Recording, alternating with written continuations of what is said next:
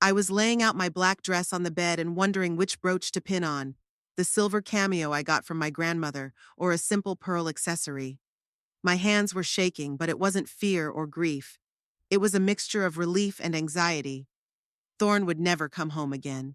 For 5 days now, our house has breathed freely, without his heavy presence, without his critical remarks, without his contemptuous glances. The phone rang at exactly 7 o'clock. I knew who was calling even before I picked up the phone. Eldon was always punctual, a trait he got from his father. "Hello, Sloane." My son's voice sounded formal, as if he were talking to a stranger. "Jonah and I will be coming to pick you up tomorrow morning at 10 o'clock. "Good morning, Eldon," I replied calmly, looking at my reflection in the mirror. 56 years old, gray hair poking through my brown hair, wrinkles around my eyes. "It will look strange," his son cut him off. "We have to come together as a family. Family. How ironic. In the last 10 years, we'd only met at Christmas and Thanksgiving, and those were filled with tension and awkward silences." "Okay," I agreed. 10 o'clock. "Oh, and," he sounded irritated. "Jonah picked up his father's suit from the dry cleaners, the navy blue one he loved. We think we're going to bury him in it." I nodded silently, forgetting that my son couldn't see me. Of course, Jonah knew what kind of suit Thorn liked. She'd spent a lot more time with my husband than I had, especially in recent years. "Sloane, are you there?" "Yes," I finally answered. "The blue suit is good." After the call, I sat on the edge of the bed. Our home together in Kenosha seemed so empty and quiet now. 32 years of marriage, most of them filled with disappointment and pain. I thought I would feel broken after his death, but instead I felt a relief for which I immediately began to beat myself up. Thorn died last Monday of a sudden heart attack in his print shop. He was 62 years old, and at first glance he seemed to be a perfectly healthy man. Eldon called me from the hospital and his first words were, "My father is dead. Jonah is hysterical." Iona Crosby, a 38-year-old bookkeeper at the printing house, had been my husband's mistress for at least the last 5 years. Thorn did not hide this connection too much. On the contrary, he seemed to enjoy my silent humiliation when he invited her to family dinners under the guise of a valuable employee. Eldon quickly fell under her spell. She was young, attractive, laughed at his jokes, and was always interested in his work at the IT company, something I, according to my son, never did. I went to the window and pulled back the curtains. It was a gloomy October day outside. The sky was overcast with gray clouds, just like my thoughts. Tomorrow was the funeral of Thorn Rives, a respected Kenosha businessman, owner of Rives Printing, a man whom the local press called a pillar of the community. No one knew the real Thorn. No one saw his face contort with rage over a napkin placed on the wrong table. No one heard him spend hours scolding me for spending an extra $5 on groceries. No one felt the coldness he brought into the house, like frosty air that penetrated the doors and windows of an old house. We met when I was 24 years old. I was teaching music at a local art school, dreaming of a career as a pianist. Thorn fascinated me with his confidence and ambition. He had just inherited a small printing house from his uncle and planned to turn it into a profitable business. "You have talent, but talent is not enough in the real world," he told me on our third date, and I believed him. We got married after 6 months of dating, and I moved into his house on the outskirts of the city.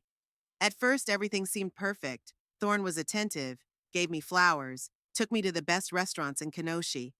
But after Eldon was born, everything changed. "You spend too much time with the baby," he would say when I spent hours rocking our son, who suffered from colic. "You have a nanny. You should be doing more with your home." Gradually, his criticism became harsher and his voice colder. He controlled my every move, checked my receipts, demanded an account for every dollar I spent. When Eldon turned 10, Thorn started taking him to the print shop on weekends, talking about business and the importance of being a strong man. "Mommy's too soft on you," I heard him say on the way home. By the time he was 15, Eldon had become an exact copy of his father, just as cold, just as calculating, just as judgmental. He stopped trusting me, mocked my love of music, and called my dreams stupid fantasies. I had to leave. Many times I packed my bags and planned my escape. But where to? I had no money, no place of my own. Thorne controlled all finances, even my meager salary as a music teacher. I was also afraid that I would never see my son again. Thorne had connections in the city, and he would do anything to take Eldon away from me. And my son most likely would not have objected. So I stayed and suffered in silence. Year after year, holiday after holiday, dinner after dinner. I learned to live in the shadow of my husband, learned to not attract attention, to be invisible. When Eldon left for college, I thought I would finally be able to breathe freely. But Thorne became even more controlling. And then Iona came along.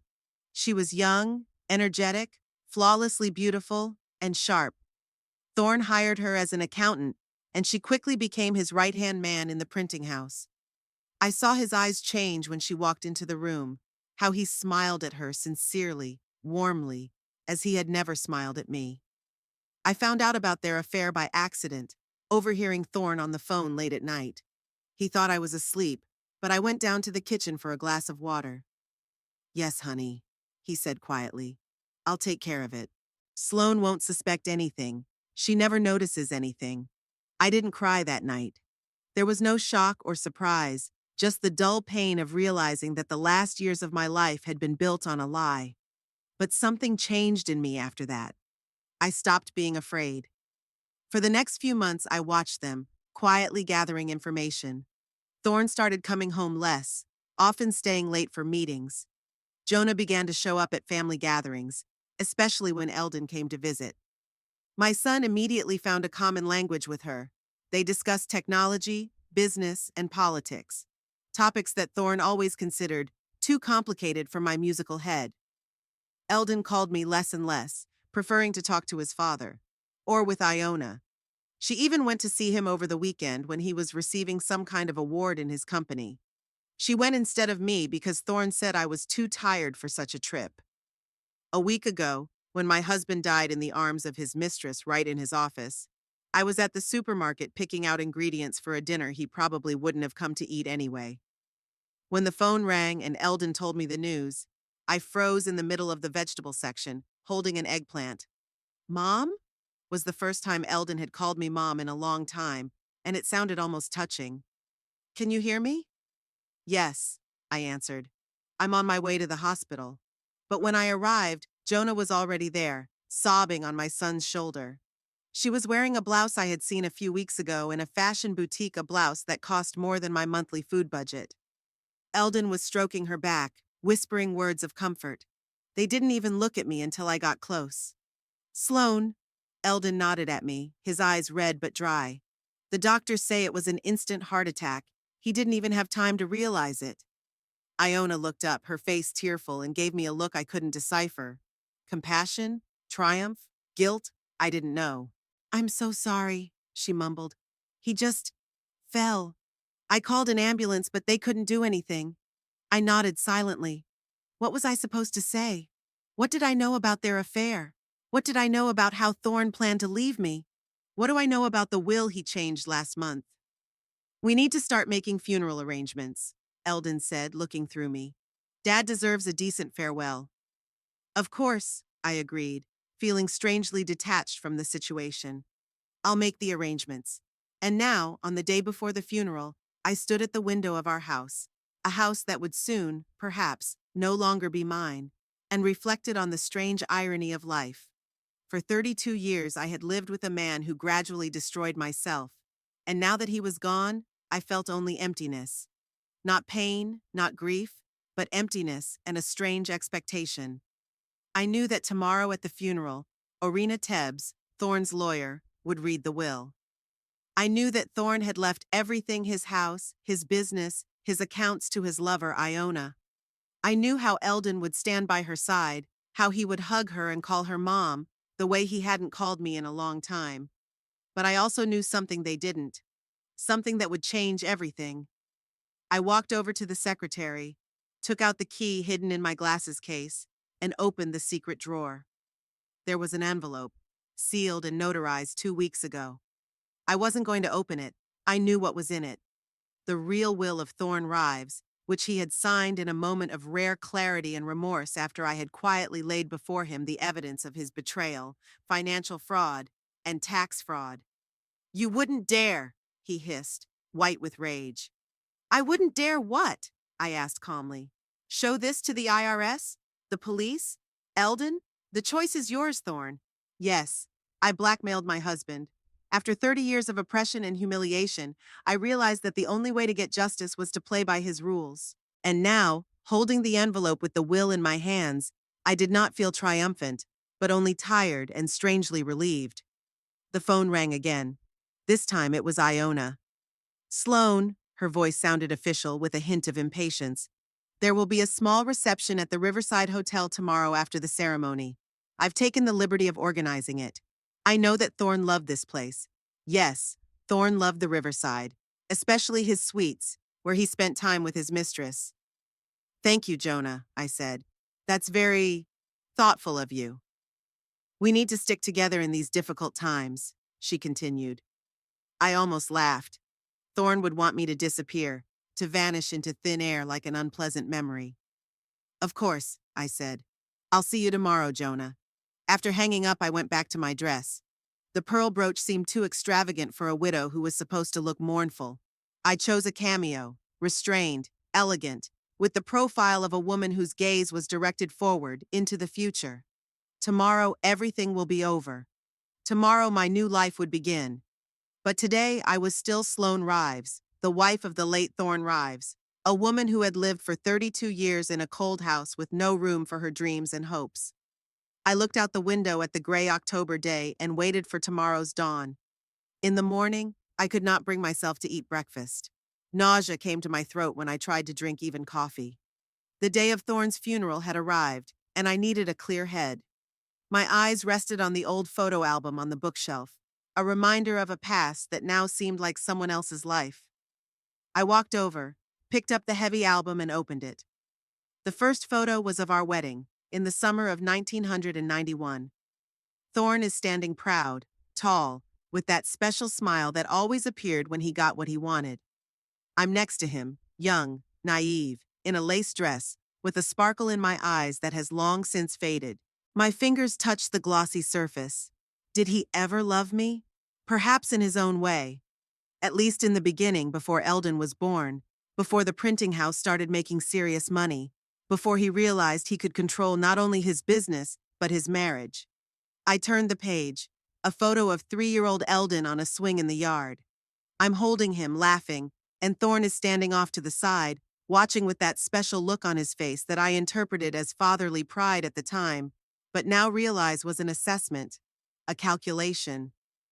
"He's going to be a real man, not like your father," Thorne often said, knowing how much I was hurt by criticism of my late father, a violinist who died in poverty, leaving my mother and me with only debts and memories. Relations with Eldon began to deteriorate when he turned 13. Thorne decided that his son should spend more time with him, learn the business. Every Saturday, they would go to the print shop and come home in the evening, and Eldon would look at me with a changed look, a cold, judgmental look like his father's. "Mom, why don't you have a full-time job?" he asked me one night at dinner. "Dad says teaching music isn't a real job." I remembered how numb I was as Thorne smiled without looking up from his plate, how the feeling of betrayal from my own child burned my heart. "I teach children to see the beauty in sounds, Eldon," I replied. "That's important." "But it doesn't make money," my 14-year-old son said. "Dad says that if it weren't for him, we'd be living like Grandma Margaret after Grandpa died. My mother was really poor after my father died, but she never lost her dignity, never bent under the burden of her circumstances. She worked 2 jobs to give me an education and died when Eldon was only 5 years old." Thorne never hid his contempt for her. "Your mother was weak," he said. "That's why she died so young. The weak don't survive in this world." I turned a few more pages of the album Eldon's graduation, our last real family vacation when he was 16.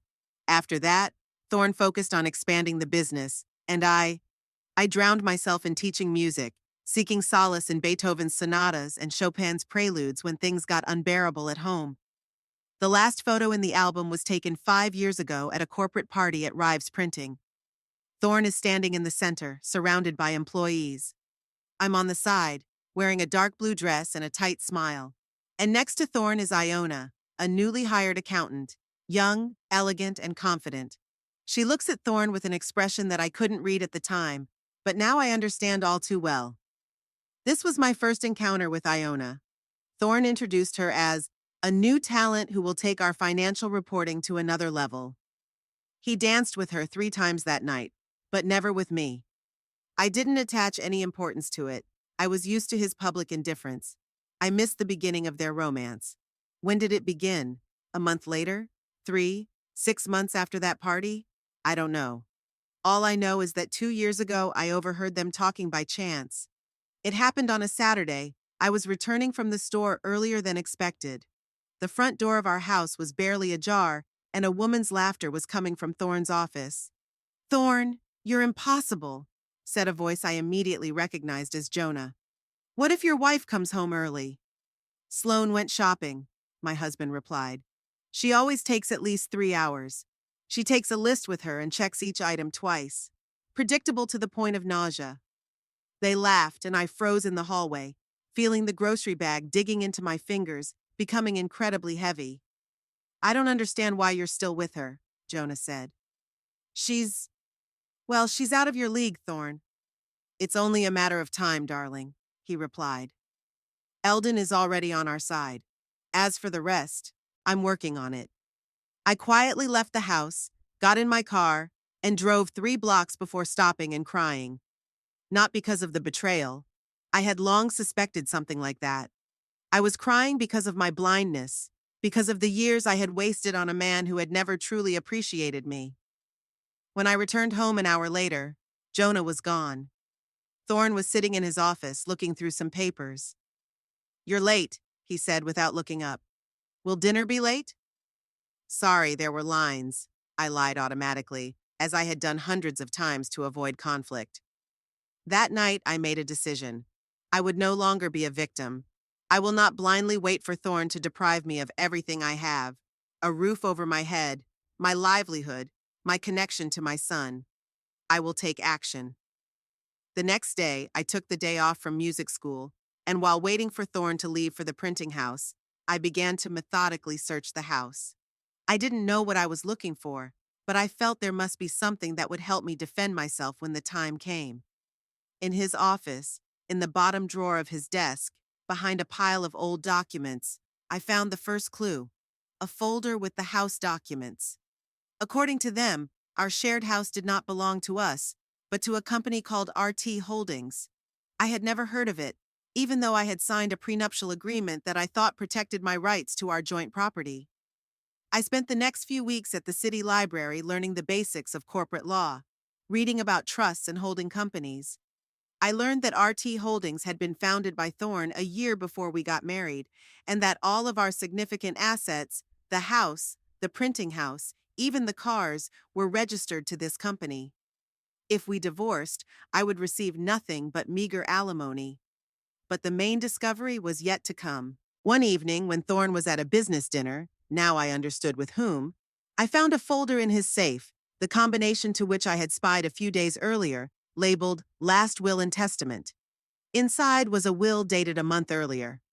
"I, Thorne Elliott Rives, being of sound mind and firm memory, bequeath all my property, including but not limited to my interest in RT Holdings, all shares in Rives Printing, personal property and bank accounts, to Jonah Crosby." A long legal text followed, but the point was clear. In the event of Thorne's death, I was left with nothing. I would receive a meager pension, which would barely be enough to rent a small apartment. And this was after 30 years of marriage. For the first time in many years, I felt not despair, but rage. Pure, real rage that cleared my mind and made the way forward obvious. I will not let Thorne and his mistress take everything from me. I will not allow them to turn me into a helpless older woman with no means of support. Over the next few months, I gathered information. Thorne became careless, sensing that victory was near. He left documents in plain sight, talked on the phone without checking to see if I was home. I found out that he was transferring significant amounts of money to offshore accounts, evading taxes, and using the printing house to launder money through fictitious orders. I made copies of all the documents I could find. I secretly met with a lawyer in a neighboring town to understand my rights. I even installed a simple call recording device on our home phone that I had bought online. You need concrete proof of his intentions, the lawyer, an elderly man named Harrison Phelps, told me. Without that, the court may not invalidate the will, even if he leaves you so little. I nodded, realizing that the road to justice would be difficult. But the worst was yet to come. I had to talk to Eldon, try to open his eyes to the true nature of his father. We met for lunch at a small restaurant in Kenosha when he came to town for work. From the very first minute I felt alienated. He kept checking his phone, barely looked at me, and answered in monosyllables. Eldon, I finally decided, I want to talk to you about something important, about your father and about Jonah. He looked up, and I saw the familiar expression in his eyes, the same cold, judgmental look Thorne had. What is it? He asked. That Dad has finally found a woman who understands him? Who supports him instead of clinging to dead dreams? Eldon, my heart clenched with pain. You don't know the whole truth. I know enough, he cut me off. I know that my father works from dawn to dusk to provide for us, and you just exist around without making an effort. That's not true, I whispered. I've given this family everything. I gave up my career to— What career? He interrupted. Playing the piano? It's a hobby, Mom, not a career. Iona has a degree in finance. She helps her father run the business. She supports his dreams. And what do? I was silent, shocked by the cruelty of his words. It was worse than I expected. Thorne hadn't just turned my son away from me, he had made him despise me. I've always loved you, Eldon, I finally said. And I always will, no matter what you think of me. If you really love me, he replied, gathering his things, then stop causing problems. My father deserves to be happy, and Jonah makes him happy. He left, leaving me alone with an unfinished lunch and a broken heart. Now I realized that I could not count on my son's support. I was alone in this battle. When I returned home, I sat down at the piano, an old but well-tuned instrument, the only thing left of my dreams. My fingers touched the keys, and the melody of Chopin's Nocturne filled the room. Music has always been my refuge, a place where I could escape from reality. I played until I heard the front door open and Thorne returned. He walked into the living room, looking at me with that look of irritation that appeared every time I played. You're wasting time with this nonsense again, he said, throwing his briefcase on the couch. The house is full of things to do, and you— I met with Eldon today, I interrupted him for the first time in years. I'm surprised you didn't tell me he was in town. He had a business meeting, he was only coming for a couple of hours, he finally replied. I didn't think it was important. I closed the lid of the piano and looked him straight in the eye. Or rather, he didn't want me to see him without your supervision. His face distorted with anger, but quickly returned to his usual cold expression. I don't know what you're talking about, he said. Maybe you should see a doctor. Maybe, I agreed. Or maybe I should see a lawyer, or the IRS. He froze, and I saw his expression change from one of disdain to one of wariness. What do you mean? He asked quietly. I stood up, walked over to the bookcase, and pulled out an album not of photographs, but of documents I'd been collecting for months. You know, Thorne, I said calmly, you always thought I was stupid. A woman incapable of understanding business, finance, legal intricacies. That was your biggest mistake. I opened the album and started flipping through the copies of bank statements, documents on money transfers, photos of Thorne with people he had introduced to me as business partners, but who I now knew were involved in dubious schemes. Where did you get this? He hissed. You've been going through my stuff? Not only, I replied, feeling strangely calm. I've also been talking to some people. Mark Deniston, for example. He said some interesting things about how Rives Printing helps launder money through bogus orders. Thorne's face turned white as chalk. Mark Deniston was one of his partners in schemes that I suspected were on the edge of the law. Of course, I'd never spoken to him, but Thorne didn't know that. You're bluffing, he said, but I could hear the fear in his voice. Maybe, I shrugged. You want to check? I can take these documents to the FBI tomorrow morning. Or the IRS. The choice is yours. He rushed over to me, snatched the album, and started flipping through the pages, his face contorted with rage. "You don't know what you're playing with," he hissed. "They can destroy us both." "Then we'd better make a deal," I said, feeling my knees trembling but keeping my voice calm. "I have copies of all these documents in a safe place. If anything happens to me, they will automatically be handed over to the authorities." Thorne looked at me as if he were seeing me for the first time. "What do you want?" he finally asked. "Money? A divorce?" "I want justice," I answered. "I want you to change your will. Half of everything goes to me. Half of the company, half of the house, half of all assets. And I want it to be legal, with no possibility of appeal." "You know about wills," was not the question. "I know a lot more than you think, Thorne," I replied. "I know what you're planning. And I know that you've turned your own son against me." He tossed the album aside and laughed, dryly, humorlessly. "And you think I'm just going to go along with it? That I'm going to sign a new will and give you half of everything I've built up over the years?" "Yes," I said simply. "Because the alternative is federal prison. It's your choice." We looked at each other for long seconds. I could see how his brain worked, how he weighed his options, assessed the risks. Thorne had always been a pragmatist, and now he was looking for a way with minimal losses. "All right," he finally said. "I'll change the will." "Not all of them," I replied. "Some will remain as insurance. And I want the new will drawn up by my lawyer and notarized by my notary." His eyes narrowed. "You have a lawyer?" "Who?" "It's none of your business," I said. "You'll get the documents in 2 days, sign them, and we'll forget this conversation." Thorne didn't answer, just turned around and left the room. I could hear him going up the stairs and the bedroom door slamming. It was only then that I allowed myself to sink down on the couch, feeling my whole body tremble with adrenaline. I wasn't bluffing. I really did have copies of the documents with my lawyer. But I didn't know if it was enough to really threaten Thorne. I was risking everything, betting that he would be scared and agree. The next 2 days were tense. Thorne hardly spoke to me, came home late, and ate alone. I was in contact with a lawyer, Harrison Phelps, who drew up a new will, simple, clear, and without legal loopholes. Half of Thorne's entire estate was to go to me in the event of his death, regardless of the circumstances. On the third day, I put the document on the table in Thorne's office. "Sign it," I said. "The notary is waiting in the car. He'll notarize your signature and we'll be done with it." Thorne looked at me with hatred. "You're going to regret this, Sloane," he said quietly. "Sooner or later you will." "Maybe," I said.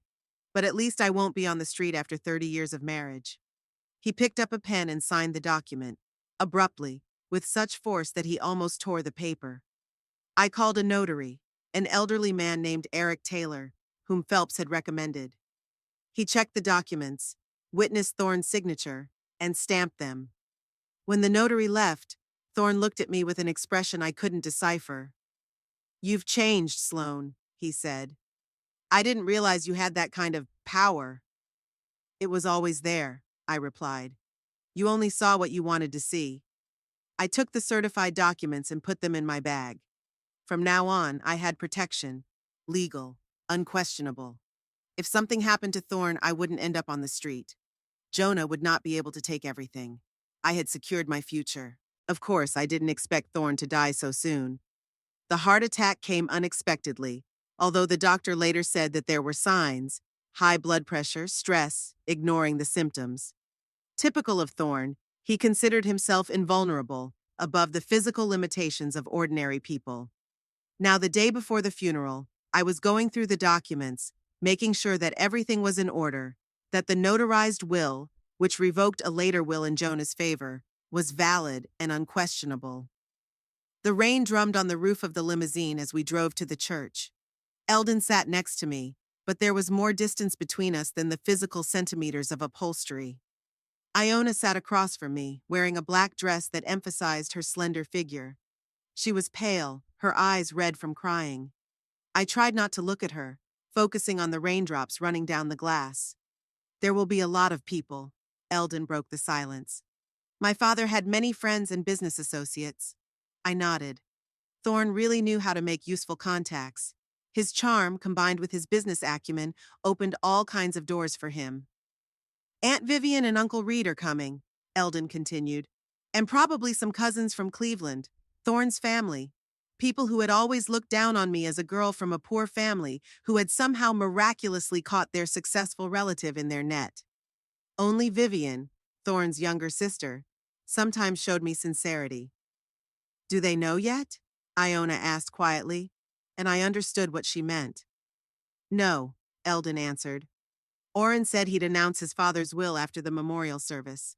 That's fine. I nodded again, feeling the envelope with the notarized will that would change today in the bag at my feet. I didn't feel triumphant, only a strange emptiness and a slight dizziness. The limousine stopped at the Methodist church where the funeral was to take place. Despite the rain, many people had already gathered at the entrance under black umbrellas. Eldon got out first, then helped Jonah. He didn't even turn to me, leaving me to get out of the car alone. The church was decorated with restraint and elegance: white lilies, black ribbons, a photo of Thorne on a stand near the coffin. He was smiling from the photo, the smile he saved for the public, which had not a shadow of the coldness with which he looked at me at home. When we entered, all eyes turned to us. I felt Eldon pull away from me slightly, as if he was afraid that he would be associated with the older woman in the black dress rather than the young, attractive Iona. She walked beside him, their hands touching occasionally, and it seemed more intimate than it should have been. Sloan, honey, Vivian, Thorne's sister, came up to me. How are you holding up? She hugged me, and I could smell her expensive perfume. Vivian had always been kind to me, if a little condescending, as someone who had been bathed in money all her life and didn't understand what it was like to live otherwise. I'm holding up somehow, I said. Thanks for coming. It's so unexpected, she continued. I nodded, not sure what to say. Did I really want to talk about the virtues of the man who had made my life hell? Her husband, Reed Coleman, a tall man with graying temples, approached us. Sloan, he shook my hand. It's a great loss. Thorne was an outstanding man, a true leader in our community. I nodded again, feeling the words catch in my throat. Behind Reed, I could see Eldon talking to other relatives, Jonah standing next to him, accepting condolences as if she were already part of the family. Mom, Eldon suddenly appeared next to us. Everyone is ready to begin. We need to sit in the front row. He called me Mom for the first time that day, and it seemed so unnatural that I almost flinched.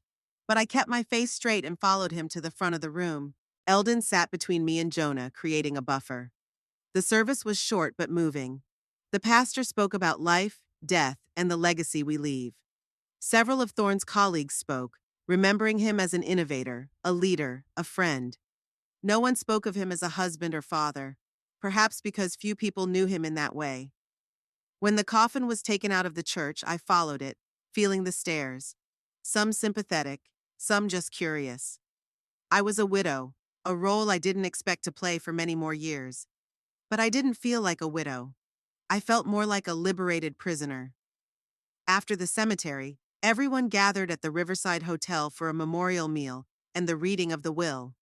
Iona, as promised, organized everything perfectly. An elegant room overlooking the river, exquisite catering, soft jazz playing in the background. I sat at the head table with Eldon, Jonah, Vivian, and Reed. The atmosphere was tense, like before a thunderstorm. Orrin will be here soon, Eldon said, checking his phone. He's delayed by the rain. I nodded, sipping water from my glass. The food in front of me remained untouched. I knew I wouldn't be able to swallow a bite. My heart was beating so hard that it seemed like everyone around me could hear it. There were about 50 people in the room, Thorne's family, friends, and business partners. They were talking quietly, sometimes coming up to me to express their condolences. I accepted them mechanically, nodding and thanking them like a robot programmed for social interactions. Sloan, David Larson, an old friend of Thorne's, the owner of a law firm, appeared next to me. I'm really sorry. If you need anything... Thank you, David, I interrupted him. I appreciate your concern. He nodded and turned his gaze to Iona, who was standing nearby, surrounded by several young print shop employees. She's young, he said quietly. But Thorne always knew what he wanted. There was no judgment in his voice, just a statement of fact. I silently agreed. Yes, Thorne always knew what he wanted and took it without asking for permission. Suddenly, the room became quiet. Orrin Tebbs, Thorne's lawyer, appeared in the doorway, a short man in an impeccable suit, briefcase in hand. "Mrs. Rives," he said to me. "Mr. Rives, Jr." "Thank you for coming, Orrin," Eldon replied. "We're ready to hear your father's will." The lawyer nodded and returned to the room. "Ladies and gentlemen," he began, "as you know, we are here not only to honor the memory of Thorne Rives, but also to hear his last will and testament." Thorne was very specific about how and when his will was to be read. He wanted it to happen here, among his family and friends. The room fell silent. "This is the last will and testament of Thorne Elliott Rives, signed and witnessed on the 28th day of September," he announced. I knew the date. It was 2 weeks before Thorne's death, many months after I had made him sign another will. "I, Thorne Elliott Rives, being of sound mind and firm memory," Orrin read, "do hereby bequeath all my property, including but not limited to the Oak Street house, all stock and shares in Rives Printing and RT Holdings, all bank accounts, investments, and personal property to Iona Martina Crosby, who has been my support and joy in the last years of my life." There were whispers in the room. I could see some guests looking at me with outright shock, others with barely concealed gloating interest. Vivian squeezed my hand under the table. "To my wife, Sloane Rives," Orrin continued, "I leave a monthly payment of $2,000 for the rest of her life, or until she remarries, as well as her personal effects. To my son, Eldon Rives, I leave my watch collection and my Mercedes car." Orrin put the document down and looked at me. "The will also states that Jonah Crosby has the right to live in the Oak Street house, and that any attempts to challenge this will result in the complete deprivation of these benefits." A heavy silence fell in the room. I could feel all eyes on me, everyone waiting for my reaction, tears, hysteria, scandal. But I remained calm. "There are a few more small orders," Orrin continued, "but that's the main part. If you have any questions, I'll be happy to answer them." Eldon stood up first. He walked over to Jonah, who stood there, stunned, her hand to her throat, as if she couldn't believe what she was hearing.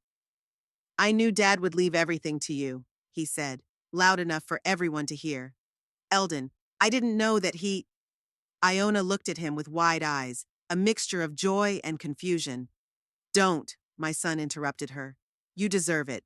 You were a true partner to him. You were—" He hugged her in the middle of the room with everyone watching, and I heard him whisper, "You have always been a real mom to me." I felt something breaking inside me, finally and irrevocably. Not because of the money or the house. It was because my son, my child whom I had carried, given birth to, and nurtured, was now hugging another woman and calling her mom. Vivian squeezed my hand tighter. "Sloane, this is terrible," she whispered. "I can't believe Thorne did this. We can appeal—" "Don't," I interrupted her, standing up. I walked over to Orrin, who was gathering up the papers and putting them back in his briefcase. "Mrs. Rives," he began, "I'm really sorry. I was only the executor of your husband's will." "I understand," I said calmly, "but I'm afraid there's a problem with this will." I took an envelope from my bag. "This is the will of my husband, Thorne Rives, signed and witnessed this 15th day of May," I said, handing it to Orrin. "This will revokes all previous and subsequent wills and testaments." Orrin took the envelope, looked at the notary's seal and signature, and his eyes widened. "This is—" He stopped talking. "I have to check." "Please," I nodded. The room fell silent again, heavy and tense. I could see Jonah tense in Eldon's arms, staring at the envelope in the lawyer's hands. Orrin opened the envelope and began to read. "It looks legitimate," he finally said. "Thorne's signature, the notary's seal, the witnesses. It's all in accordance with the law." "Then perhaps you should announce its contents," I suggested quietly. "Ladies and gentlemen," he began again, "it seems that there is another will Mr. Rives signed earlier, which by its terms revokes all other wills. I must read it." He cleared his throat and began, "I, Thorne Elliott Rives, being of sound mind and firm memory, do hereby bequeath 1/2 of my entire estate, including but not limited to the Oak Street house, stock and interests in Rives Printing and RT Holdings, bank accounts, investments, and personal property to my wife, Sloane Rives.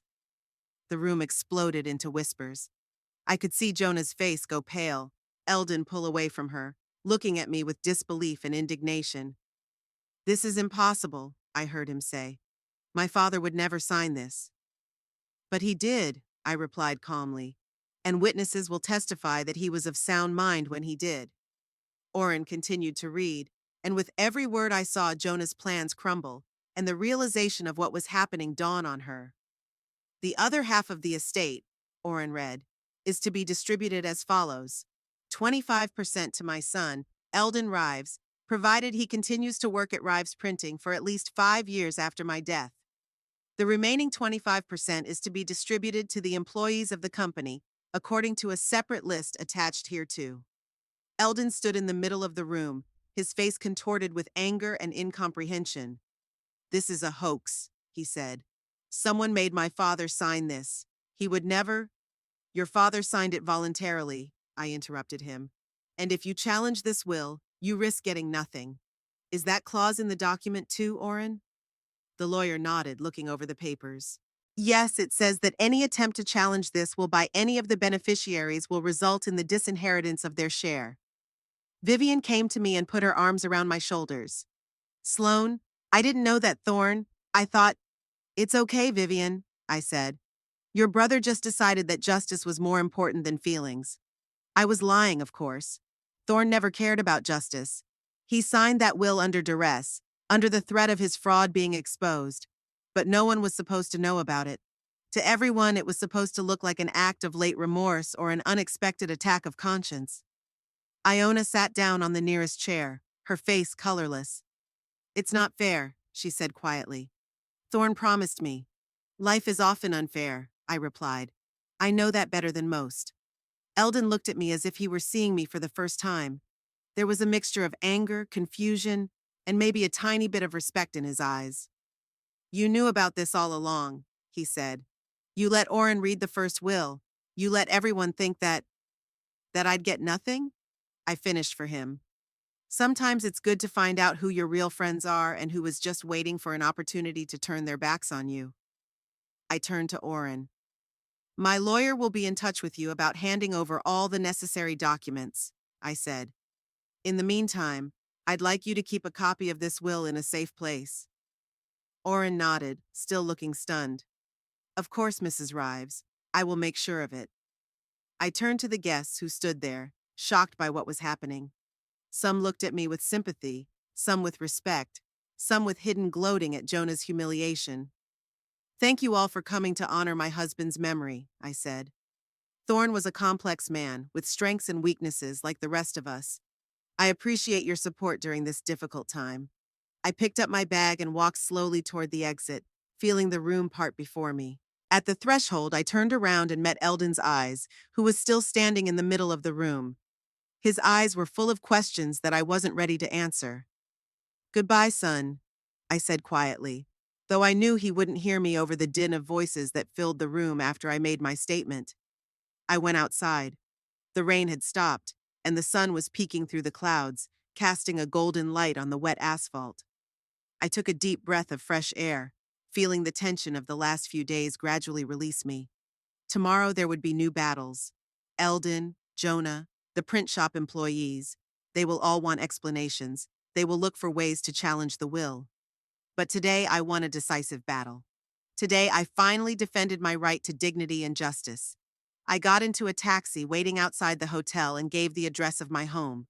A home that was now half mine, legally and undoubtedly. The week after the funeral dragged on endlessly. I lived in an empty house, immersed in silence, broken only by lawyers' calls and annoying knocks on the door. Eldon came 3 times, each time more and more angry. At first he demanded explanations, then he demanded a rewrite of the will, and on the 3rd visit he threatened to take me to court. I met him calmly, without emotion, as if I were talking to a stranger and not my own son. "You deceived my father," he shouted during the last visit, standing in the middle of the living room where he used to play as a little boy. "He would never have willingly given you half of everything he had built up over the years." I sat on the couch with my hands in my lap and looked at him. Tall, with the same chin and the same eyes as his father. Thorne signed the will voluntarily in front of witnesses, I said quietly. The notary will confirm it. And if you try to challenge it, you risk losing your share. 25% of Rives printing is a lot of money, Eldon. His face contorted in anger. Don't you dare preach to me about money. You never understood business, never appreciated what your father built. And now you want to take it all for yourself? Not for yourself, I protested. Half is mine, according to the will. A quarter is yours if you work for the company.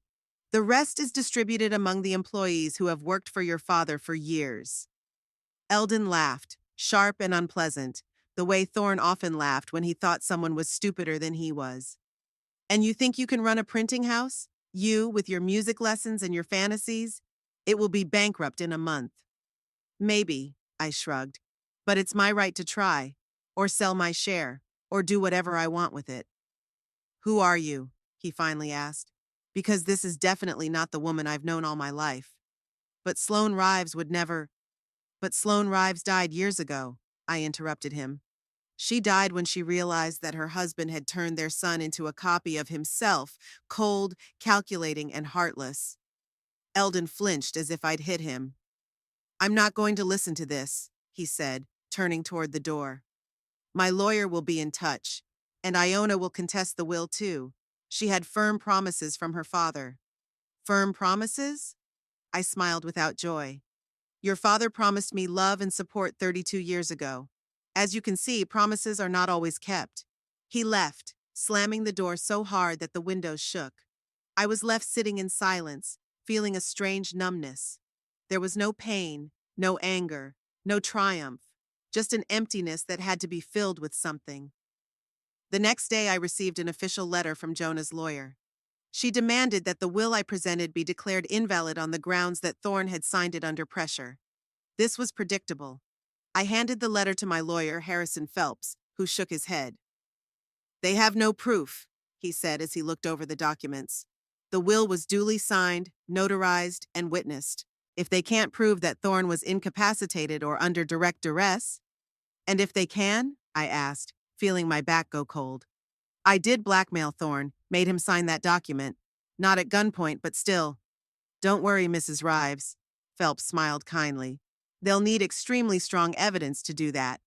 And even if they do find something, we can always negotiate a compromise. I nodded, not entirely convinced, but decided to trust him. After all, I had no choice. The following months turned into a legal war. Eldon and Jonah teamed up against me, hiring expensive lawyers and detectives. They tried to find evidence that Thorne did not intend to sign the second will, that he was forced to do so. They even tried to prove that his signature had been forged. But it was all in vain. The notary, Eric Taylor, confirmed that Thorne was of sound mind and signed the document voluntarily, in the presence of witnesses. The document itself was flawless from a legal point of view. Most importantly, the clause that disinherited anyone who challenged the will acted as a deterrent. After 3 months of exhausting legal battles, Iona was the first to give up. She accepted the reality and agreed to compensation, a small amount from the printing house in exchange for a waiver of any claims. I agreed not because I was afraid of losing, but because I wanted to end it once and for all. Eldon held out longer. His anger was fueled not only by the money he had lost, but also by a sense of betrayal. For him, I was a traitor, a woman who had deceitfully taken his father's inheritance from him, manipulated the truth, and violated his view of the world. But in the end, even he had to admit defeat. His lawyer advised him to accept the terms of the will and work at Rives Printing to get his 25%. It was prudent and practical, just what Thorne would have done. One cold February evening, 4 months after the funeral, Eldon arrived at the house. He was calmer than before, though there was still a lurking hostility in his eyes. I'll accept the terms of my father's will, he said, sitting across from me at the kitchen table. I'll work at the printing house for 5 years, as specified. But I want you to know that I'm not doing it for you. I know, I replied. You're doing it for the money, just like your father always did. I also want you to know that we're done, he continued. I'll work for the company, I'll do my job, but we're not a family. Not after you. Not after I defended my right to a decent life, I interrupted him. Not after I refused to be thrown out on the street after 32 years of marriage? Not after you betrayed your father's memory, he replied sharply. Not after you deceived us all. I looked at him, my child, my only son, whom I had lost long before this day. Lost him when Thorn started turning him into himself, when he taught him to see me not as a person, but as an obstacle. Okay, Eldon, I finally said. If that's your decision, I accept it. But I want you to know that I never stopped loving you, even when you stopped loving me. Something flashed in his eyes, doubt, pain, perhaps a tiny bit of remorse. I'll start work on Monday, he said, standing up. I don't think I need to explain what I mean by working relationship. I nodded. Of course, he didn't want me in the office, didn't want me interfering with the business. Well, I wasn't going to. After he left, I sat down at the piano and played not a classical tune, but a simple children's song I used to play for Eldon when he was little. My fingers remembered the notes, even though my heart no longer responded warmly to those sounds. The next week I made a decision. I didn't need a printing house. I didn't need this house filled with cold memories. I didn't need a city where every corner reminded me of 32 years of living with a man who never really loved me. I called Phelps and told him I wanted to sell my share of Rives Printing and the house. Are you sure, Mrs. Rives? He asked. It's a solid business, a steady income. And the house, it's your home. It was never my home, I replied. And the business was his too. I want to start a new life, Mr. Phelps. Without these ties. He sighed, but agreed to help. Finding a buyer for my share of the printing house turned out to be easier than I expected. One of Thorne's main competitors, Vincent Merrick, had long dreamed of expanding his presence in Kenosha. He offered a good price and agreed to keep the jobs of all the current employees, including Eldon. When I told my son about the sale, he was furious at first. You can't just sell your stake, he shouted into the phone. This is my father's business. It's our family legacy. It's not family anymore, I replied calmly. You said yourself that we're done, and I don't have to keep a stake in a business that never interested me. Who are you selling to? He asked, lowering his tone. Silence. My father is turning over in his grave, he said. He hated Merrick. Thorne hated a lot of people, I replied. And he used a lot of people. It doesn't matter now. The house sold faster than I expected. A young family with 2 children had just moved to Kenosha. They fell in love with the spacious rooms and the large yard. The sale was completed in a month. Having settled all the legal formalities, I sat down and wrote Eldon a letter. Not by email, but by hand, on embossed paper that I had once bought for special occasions.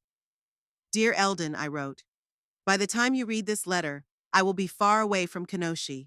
I'm leaving you a check for $10,000, not as compensation or ransom money, but as a gift from your mother. Use it wisely or squander it. The choice is yours. I am not asking for forgiveness for what I did, nor do I expect your understanding or forgiveness.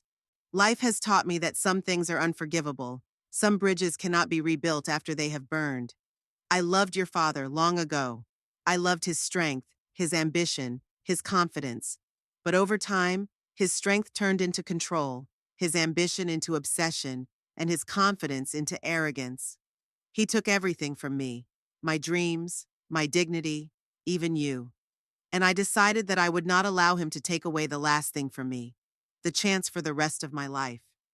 I'm not asking you to understand me, but just know that no matter what decisions I make, I've never stopped loving you. Your mother, Sloan.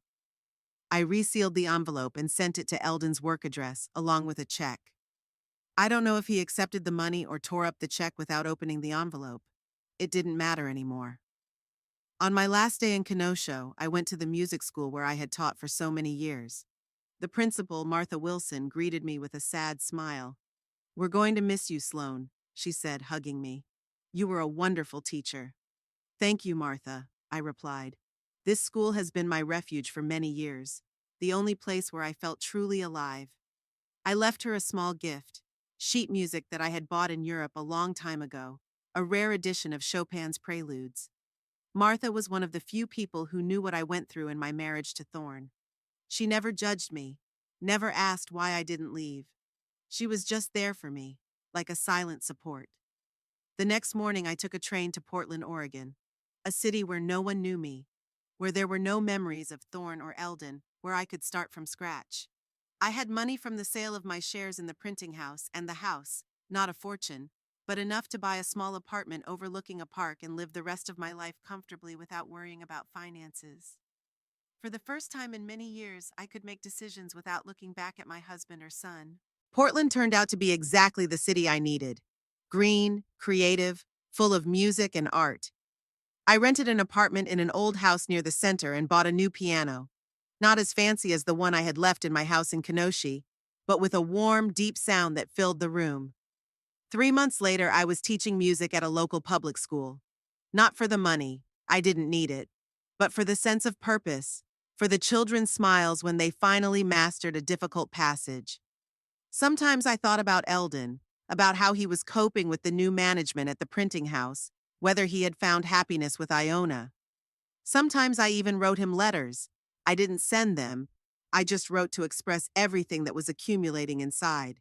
I told him about my new life, about my students, about the small joys I was discovering. I never heard from him. I don't know if he forgave me or if he still considered me a traitor. Maybe over time the pain will dull and he will understand why I did what I did. Or maybe not. Some wounds never fully heal.